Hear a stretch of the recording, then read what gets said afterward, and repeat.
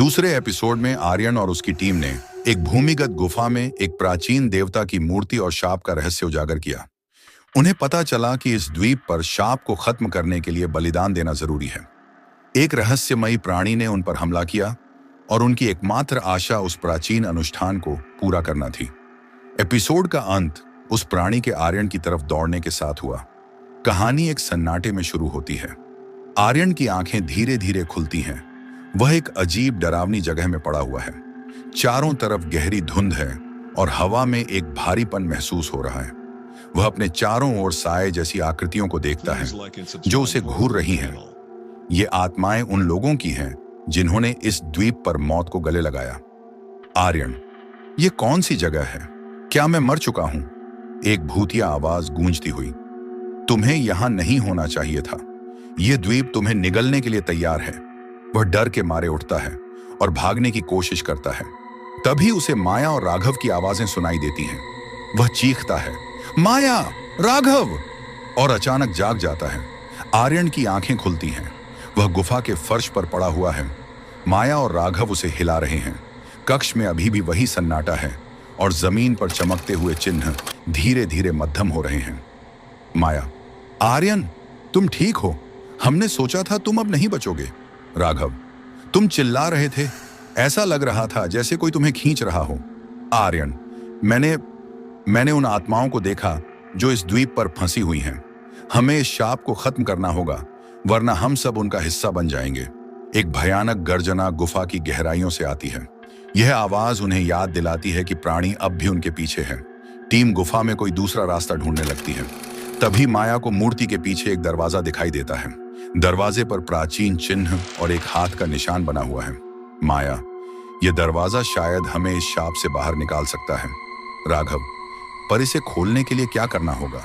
आर्यन, शायद हमें बलिदान का एक और रास्ता मिल सकता है। आर्यन हाथ के निशान पर अपना हाथ रखता है। दरवाजा एक तीव्र रोशनी के साथ खुलता है। एक प्राचीन दरवाजा जिसमें चमकते हुए प्राचीन चिन्ह हैं। दरवाजे के पीछे एक विशाल गुफा है। गुफा के केंद्र में एक प्राचीन वेदी है जिसके चारों ओर काले पानी के तालाब हैं। दीवारों पर बलिदान और अनुष्ठानों की चित्रकारी बनी हुई है। माया, यहां लिखा है कि बिना बलिदान के श्राप नहीं टूटेगा, लेकिन अगर बलिदान गलत हुआ तो यह देवता सब कुछ नष्ट कर देगा।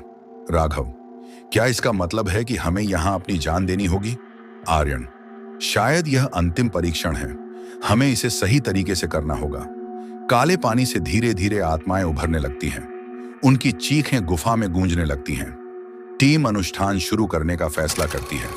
वेदी पर रखे प्राचीन चिन्ह और पांडुलिपियों को देखकर आर्यन मंत्रों का उच्चारण करता है। जैसे जैसे अनुष्ठान आगे बढ़ता है, गुफा की दीवारें हिलने लगती हैं।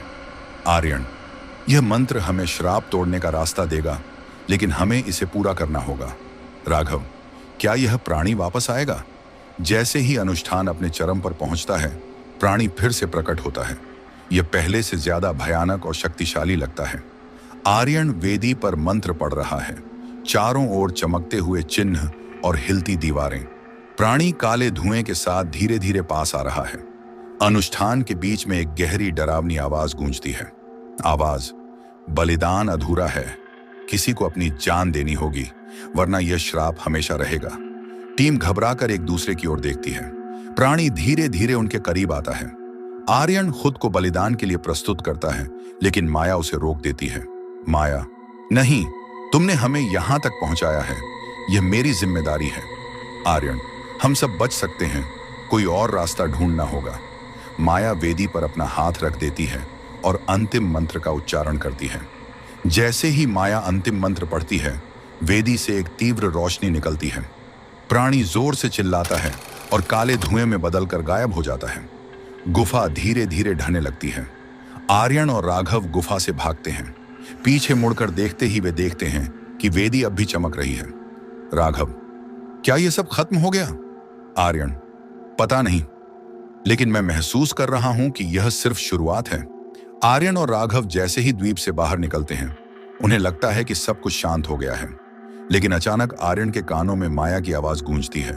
माया की आवाज, यह खत्म नहीं हुआ, यह अभी शुरू हुआ है। स्क्रीन काली हो जाती है और टेक्स्ट आता है, क्या श्राप खत्म हुआ या यह एक नए डरावने अध्याय की शुरुआत है?